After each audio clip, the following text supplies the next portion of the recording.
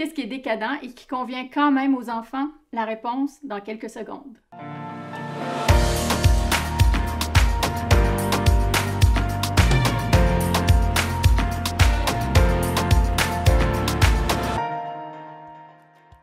Léa Rose est une mignonne gymnaste de 8 ans. Elle est allergique aux œufs, aux arachides, aux noix, aux poissons, aux fruits de mer et à quelques fruits.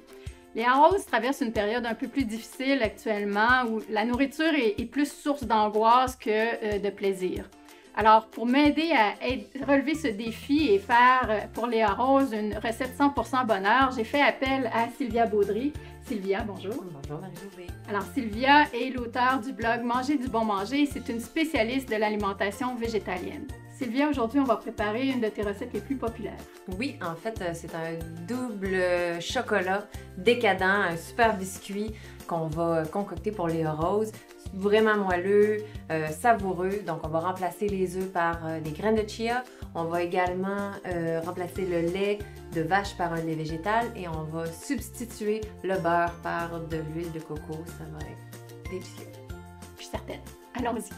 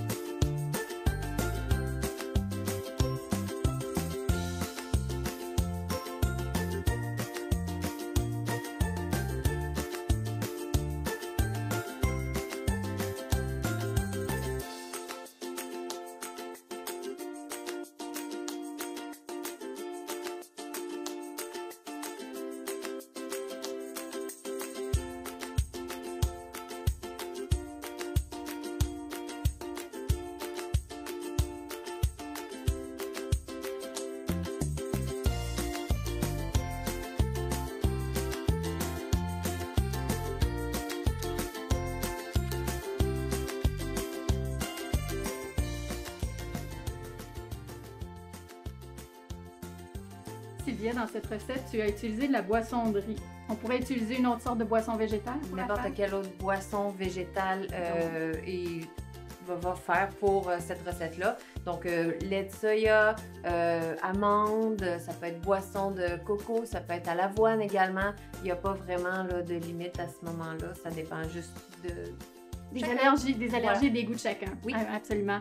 Et là, quand on a fait la recette ici, on a utilisé une cuillère à soupe pour former les biscuits, mais quand tu fais la recette chez toi, tu utilises un instrument différent. Oui, truc plus rapide, en fait, la bouleuse à crème glacée, la cuillère à crème glacée, qui nous aide à faire des belles boules. Donc, on va aller chercher la pâte à biscuits avec ça.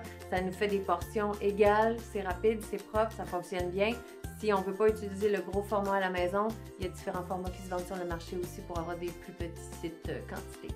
Et en supposant qu'on ne mange pas les biscuits dans la demi-heure qui suit leur préparation, combien de temps est-ce qu'on peut les conserver? Tu fais pas ça? Ben, en fait, on peut les conserver à peu près jusqu'à 2 semaines. Okay. Donc, moi, j'ai une vieille jarre en terre cuite à la maison là, qui n'est même pas hermétique. Puis, en 2 semaines, ils sont encore super bons. Ils gardent une belle humidité. Ils ont un beau croustillant à l'extérieur. Donc, c'est vraiment des biscuits qui se conservent longtemps. Mais pas au frigo? Non, pas au frigo. Pas au frigo parce qu'on a utilisé de l'huile de coco, c'est une huile saturée, donc elle va durcir au froid. Donc c'est vraiment quelque chose qu'on garde à température pièce. On veut pas ça. Parfait. Alors écoute, on l'a testé à la maison cette recette-là et ça a été un succès incroyable. Tout le monde l'a adoré. Léa Rose, on espère que toi tu vas l'aimer aussi beaucoup. Merci Sylvia. Merci Marie-Josée.